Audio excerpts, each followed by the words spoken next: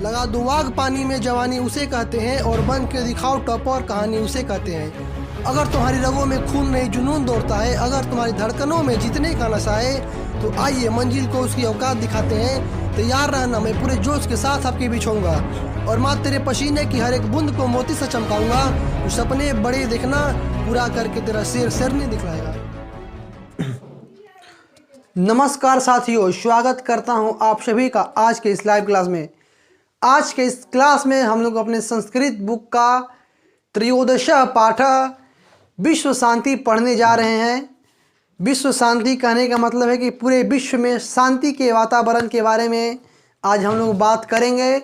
इससे पहले हम लोग कर्णस्य दानवीरता व्याघ्र पथिक कथा टोटल चैप्टर अच्छे से पढ़ चुके हैं। तो अगर आप नहीं देखे हैं तो पहले उसको देख लीजिए। जानते हैं लिंक कहाँ है, डिस्क्रिप्शन में है। वैसे आप मेरे चैनल पर भी चेक कर सकते हैं।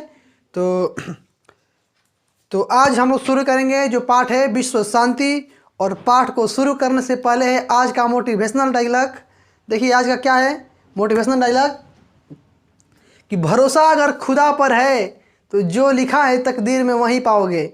भरोसा अगर खुदा पर है तो जो लिखा है तकदीर में वहीं पाओगे, लेकिन भरोसा अगर खुद पर है तो खुदा भी वहीं चाहेंगे जो आप चाहोगे। कहने का मतलब कि अगर आपको भरोसा अपने आप पर है तो वहीं होगा जो आप चाहोगे। किस्मत के भरोसे नहीं बैठना चाहिए, क्या पता किस्मत आपके भरोसे बैठी हो। तो चलिए आप लोग मेहनत कीजिए, अच्छे से ढंग से पढ़ाई कीजिए, तब बहुत कुछ अच्छा होगा हम लोग के साथ। तो आज हम लोग त्रयोदश पाठ पढ़ने वाले हैं जो है विश्व शांति, और इसके बाद मात्र एक चैप्टर बचेगा। उसके बाद हम लोग का संस्कृत बुक टोटल यहाँ यूट्यूब पर ऑनलाइन समाप्त हो जाएगा। फिर आप लोगों को फ्यूचर में कभी रिवीजन करने में कोई समस्या परेशानी नहीं रहेगा। तो चलिए आप अपने पास बुक लीजिए या फिर स्क्रीन पर अच्छे से देखिए। हम शुरू करते हैं चैप्टर को। देखिए त्रयोदश पाठ 13वां पाठ है। पाठ का नाम है विश्व शांति। इसका परिचय पढ़ते हैं, सुनिए। जैसे कि पाठे अस्मिन् संसारे वर्तमानस्य अशांति वातावरणस्य चित्रणम तत्समाधानो उपायस्य निरूपते। यानी कि इस पाठ में संसार में अशांति रूपी वातावरण का चित्रण किया गया है और उसके समाधानों के बारे में बताया गया है। देशेषु आंतरिकी बाह्य च अशांति वर्तते। देशों में आंतरिक और बाह्य अशांति दोनों प्रकार की अशांति बनी रहती है। जैसे किसान आंदोलन देखे आप लोग कि एक तरह से देश का आंतरिक समस्या था, अशांति ही था। और बाहरी अशांति आप लोग बहुत कुछ देख सकते हैं। आप लोग के सामने यहाँ किसका अफगानिस्तान में तालिबान का कब्जा हुआ तो कह सकते हैं कि अशांति था। वहाँ से लोग देश छोड़ करके भाग रहे थे।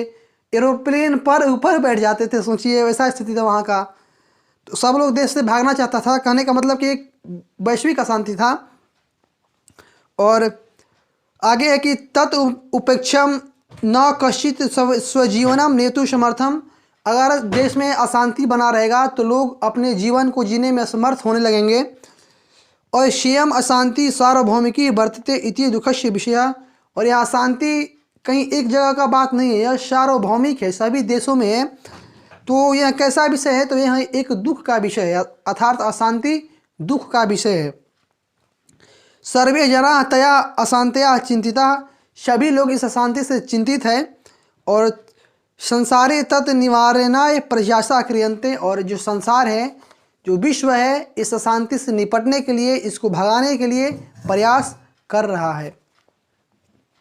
तो ये था पाठ का परिचय, आपको समझ में आया होगा। अब हम आगे पढ़ते हैं, चैप्टर को शुरू करते हैं। देखिए लिखा है कि वर्तमाने संसारे प्रायशः सर्वेषु देशेषु उपद्रवः अशांति व दृश्यते। वर्तमान समय में संसार में प्रायः सभी देशों में उपद्रव अर्थात अशांति को देखा जा रहा है। क्वचित एव शांत वातावरणम वर्तते। शायद कहीं कहीं ही शांत का वातावरण है, यानी कि कहीं पर अशांति देखा जा रहा है और कहीं पर शांति देखा जा रहा है। क्वचित देशस्य आंतरिकी समस्या आश्रित कलहो वर्तते। किसी देश में आंतरिकी समस्या को लेकर के कलह हो रहा है, झगड़ा हो रहा है, तेन शत्रु राज्यानि मोदमनानि कलहम वर्धयन्ति, और जो शत्रु राज्य है वह प्रसन्न होते हैं और इस अशांति को बढ़ावा देते हैं, इस अशांति को बढ़ाने का प्रयास करते हैं। अर्थात अगर भारत और पाकिस्तान में अशांति का वातावरण बने तो उधर से चीन क्या करेगा, हम लोग का शत्रु राज्य है, पड़ोसी है, पाकिस्तान को सपोर्ट करेगा, बढ़ावा देगा अशांति को, उसको रोकने का प्रयास नहीं करेगा। आगे, क्वचित अनेकेषु राज्येषु परस्परम शीत युद्धम प्रचलिता, और कहीं पर प्रायः अनेक देशों में, राज्यों में परस्पर आपस में शीत युद्ध चल रहा है, जो आप लोग जानते हैं कि जिसमें क्या होता है, बातों से प्रहार होता है, दोनों ओर से वाक द्वंद्व होता है, अर्थात बातों के द्वारा युद्ध होता है। वस्तुतः संसार अशांति सागरस्य कुल मध्यशिनो दृश्यते, यानी कि वस्तुतः वास्तव में यह जो संसार है यह अशांति रूपी महासागर के बीच में है, यानी कि अभी जो संसार का स्थिति है यह अशांति रूपी सागर के बीच में स्थित है। अशांति से मानवता विनाशाय कल्पते, और अशांति को मानव के विनाश के रूप में देखा जा सकता है। अगर अशांति होगा तो उसमें क्या होगा, बम फटेंगे, गोलियां चलेगी, लोगों की जान जाएगी। तो यह लिखा गया है कि अशांति से मानवों का विनाश होता है। अद्य विश्व विध्वंसकानि शस्त्राणि बहुन्या आविष्कृतानि सन्ति तेरेव मानवता नाशाय भयम। आज के समय में अनेकों विध्वंसकारी, आप लोग सुने परमाणु बम, एटम बम, बड़ी बड़ी मिसाइल, अग्नि 5, ऐसे बहुत कुछ जानते हैं आप लोग। तो आज के समय में मतलब ऐसा मिसाइल होता है, सुपरसोनिक मिसाइल, हाइपरसोनिक मिसाइल, यहाँ से डायरेक्ट एक बार फायर करो तो जाके यूरोप में गिरेगा। इतना बड़ा बड़ा रेंज तक का मिसाइल, बम, समझते हैं ना, विध्वंसकारी अस्त्रों शस्त्रों का आविष्कार हो चुका है। और तेरी मानवता नाशाय भयम, और उनसे मानव के नाश का भय हो रहा है, अर्थात उनके उपयोग से मानवों का नाश हो सकता है। मानवों का क्या छोड़िए, अगर उस सब का उपयोग होने लगे तो इस पृथ्वी का नाश हो सकता है, अर्थात मानवों का नाश हो सकता है। पृथ्वी पर कौन रहते हैं, मुख्य रूप से मानव। चलिए आगे देखिए, आगे अशांति कारणम तस्या निवारणोश्च सावधानतया चिंतयो, यानी कि अशांति के कारण, यानी कि किस कारण से अशांति फैल रही है, हो रही है, और उसका निवारण क्या हो सकता है, इस पर सावधानी पूर्वक सोचना होगा। कारणे ज्ञाते निवारणस्य उपायो अपि ज्ञायते इति नीति, यानी कारण जब पता चल जाए इसका निवारण कैसे करेंगे, इसके ऊपर उपाय करेंगे। वस्तुतः द्वेषः असहिष्णुता च अशांति कारणम द्वयम्। इस बात को आप लोग कान खोल के सुनिए कि वस्तुतः अर्थात वास्तव में अशांति के दो ही मुख्य कारण है। पहला है द्वेष और दूसरा है असहिष्णुता। याद रखिएगा, द्वेष मतलब ईर्ष्या, जलन, और असहिष्णुता मतलब असहनशीलता। एक होता है सहनशीलता, अर्थात आप में क्या सहने की क्षमता है, शक्ति है, लेकिन असहनशीलता का मतलब है कि आप किसी के एक बात का भी सहन नहीं करते हैं, बर्दाश्त नहीं करते हैं किसी का बात, तुरंत उसका जवाब दे देते हैं, अर्थात ईंट का जवाब पत्थर से देंगे, यही वाला बात है। तो इसी को बोलते हैं असहनशीलता अर्थात असहिष्णुता। इससे जलन तो समझते ही हैं। आगे है कि एको देश अपरस्य उत्कर्षम दृष्ट्वा द्वेष्टि तस्य देशस्य उत्कर्ष नाशाय निरंतरम प्रत्यते। कहा जा रहा है कि अगर एक देश देख रहा है कि दूसरे देश का क्या हो रहा है, विकास हो रहा है, तो उसको इच्छा होती है और वह उस देश से द्वेष करता है और उसके उत्कर्ष के नाश का, यानी कि जो आगे बढ़ रहा है देश, उसको नाश करने का, उसको रोकने का हमेशा प्रयास करता है, निरंतर प्रयास करता है। चलिए आगे देखते हैं आगे कि द्वेष एवं असहिष्णुता जानियति, यानी कि द्वेष जो है, द्वेष ही यानी अर्थात ईर्ष्या ही असहिष्णुता को, असहनशीलता को जन्म देता है। और इमो दोषम परस्परम वैरम उत्पादयत, यानी और ये दोनों दोष मिल करके आपस में वैर का उत्पत्ति करते हैं, अर्थात दुश्मनी को पैदा करते हैं। दुश्मनी के दो ही कारण हैं कि आप किसी से जलिए जलन करते हैं और उसके किसी भी बातों को सह नहीं सकते हैं, तो यही है क्या, दुश्मनी यथार्थ। ये दोनों दोष मिल करके जो अशांति के मुख्य कारण है, द्वेष और असहिष्णुता, ये दोनों मिल करके वैर का उत्पादन करते हैं, अर्थात वैर की उत्पत्ति करते हैं, अर्थात शत्रुता को जन्म देते हैं। स्वार्थस्य वैरम प्रवर्धयति, और जब किसी के मन में किसी के प्रति शत्रुता आता है तो वह स्वार्थ को बढ़ावा देता है, अर्थात कि उसको आगे नहीं बढ़ने देंगे, सिर्फ हम, अर्थात खुद हम आगे बढ़ेंगे, उसको हम किसी भी हाल में आगे नहीं बढ़ने देंगे, चाहे उसका पैर क्यों नहीं करना पड़े, अर्थात उसको रोकेंगे। तो स्वार्थ प्रेरितो जना अहम भावेन परस्य धर्मम जाति संपत्ति क्षेत्रम भाषा व न सहते। कहा जा रहा है स्वार्थ से प्रेरित व्यक्ति जिसमें अहंकार आ जाए, स्वार्थ आ जाए कि केवल हम आई एम द बेस्ट, यानी कहने का मतलब उसको खुद में अहंकार हो जाए, तो स्वार्थ से प्रेरित व्यक्ति में अहंकार आता है और उसके बाद वह दूसरे व्यक्ति का धर्म, जाति, संपत्ति, क्षेत्र, भाषा, किसी प्रकार का बर्ताव सही नहीं करता है, अर्थात वह नहीं देखेगा कि आप किस समुदाय से हैं, किस जाति से, आप बड़े हैं, छोटे हैं, कैसे हैं, आपके किसी भी बात को वह सहन नहीं कर सकता है। किसमें है, जिसमें अहंकार आ जाए। अहंकार कैसे आएगा, जब व्यक्ति में स्वार्थ आएगा, और स्वार्थ कैसे आएगा, जब किसी के प्रति द्वेष और असहिष्णुता होगा, और यही दो कारण ही है मुख्य अशांति का। चलिए आगे है, आगे लिखा है आत्मना एवं स्वर उत्कृष्टम इति मनते, यानी कि जो व्यक्ति में जिसमें अहंकार आता है वह अपने आप को सबसे उत्कृष्ट, सबसे बेस्ट, सब यथार्थ भगवान समझने लगता है। आप लोग हिरण्यकश्यप का कहानी सुने होंगे, जो खुद को भगवान मानता था, सुने होंगे। उसके राज्य में जो भी था वह भगवान विष्णु का पूजा नहीं कर सकता था, वह सिर्फ उसका पूजा कर सकता था, अर्थात हिरण्यकश्यप का पूजा कर सकता था। तो वही बात है, उसको अहंकार था, तो अहंकार खत्म भी हुआ, भगवान नरसिंह का अवतार लेकर उसको मारे, पता है आपको। देखिए आगे हम बता रहे हैं, आगे लिखा है, सुनिए कि राजनीति यश अत्र विशेषण प्रेरका, राजनीति करने वाले लोग, नेता लोग इसके विशेष प्रेरक है, अर्थात जातिवाद फैलाने में। वो मुसलमान है, तुम हिंदू हो, मारो उसको, काटो, समझ रहे हैं बात को। चुनाव करने के लिए, जीतने के लिए, जब जाति में, हिंदू मुस्लिम में राजनीति हो जाता है और इससे दंगा होता है, बहुत लोगों की जान जाती है, अशांति उत्पन्न होती है, तो वहीं कहा जा रहा है कि नेताओं का इसमें विशेष योगदान है, वे लोग विशेष प्रेरक होते हैं जातिवाद करने में। यानी कि वोट लेने के लिए, वोट बैंक बढ़ाने के लिए अपना वे लोग कुछ भी करते हैं, जाति को लड़ा देते हैं। आगे है कि कहाँ थे हम, सामान्यो जन न तथा विश्व सन्नपि बरेन प्रेरितो जाते, यानी कि सामान्य लोग तो सामान्य लोग हैं, लेकिन जो विद्वान लोग हैं, जो थोड़ा महान लोग हैं, जो शिक्षित लोग हैं, वे लोग भी बलपूर्वक इसमें अपना मत दे देते हैं। कहने का मतलब कि वे लोग भी नेताओं के बात को सुन करके प्रेरित हो जाते हैं और अशांति वाला कार्य करने लगते हैं।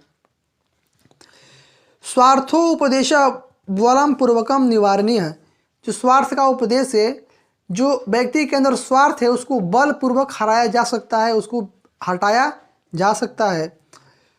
परोपकारम प्रति यदि प्रवृत्ति उत्पादते तदा सर्वे स्वार्थम त्यजेयु, कहा जा रहा है कि अगर आपका प्रवृत्ति, आपका मन, आपका हृदय, अगर आपके हृदय में उपकार का जन्म हो जाए, अर्थात आप उपकार को समझने लगे, मानने लगे, तो आप क्या करेंगे, आप स्वार्थ को त्याग देंगे, आप लोगों की भलाई में विश्वास रखने लगेंगे, आप सब चीज़ को एक तरह से कहें तो आपका नज़रिया बड़ा हो जाएगा, तो कह सकते हैं कि आप स्वार्थ को त्याग सकते हैं।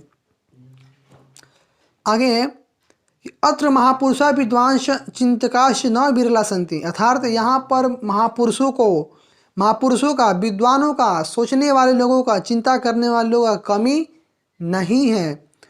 तेषां कर्तव्यम इदम यत जने जने समाजे समाजे राज्य राज्य च परमार्थ वृत्ति जनेयु, और उनका कर्तव्य बनता है कि वे लोगों के बीच जाए, समाज समाज में जाए और राज्य राज्य में जाए, और लोगों को परमार्थ यानी कि उसको सही संदेश दे, उनको सही ज्ञान दे, ताकि लोगों में यह जागरूकता बढ़े कि हम लोग एक हैं, हम लोग कोई अलग अलग जाति भेदभाव नहीं करे। आगे हैं देखिए कि शुष्क उपदेशश्च न पर्याप्त, यानी कि थोड़ा ही उपदेश देना, थोड़ा सा उपदेश देना पर्याप्त नहीं होता है।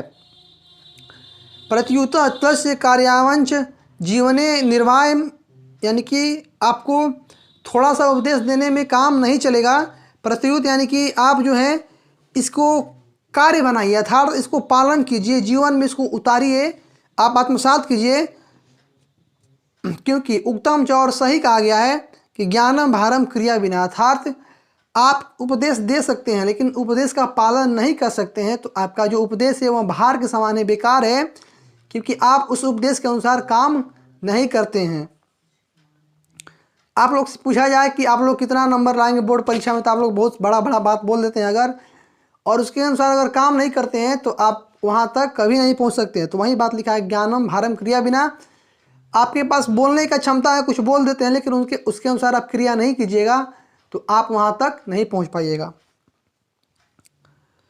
देशानाम मध्ये च विवादान समयुतुमेव संयुक्त राष्ट्र संघ प्रभृतय संस्था सन्ति। क्या कि देशों के बीच शांति स्थापित करने के लिए, विवादों को समाप्त करने के लिए एक संस्था का स्थापना किया गया है जिसका नाम है संयुक्त राष्ट्र संघ।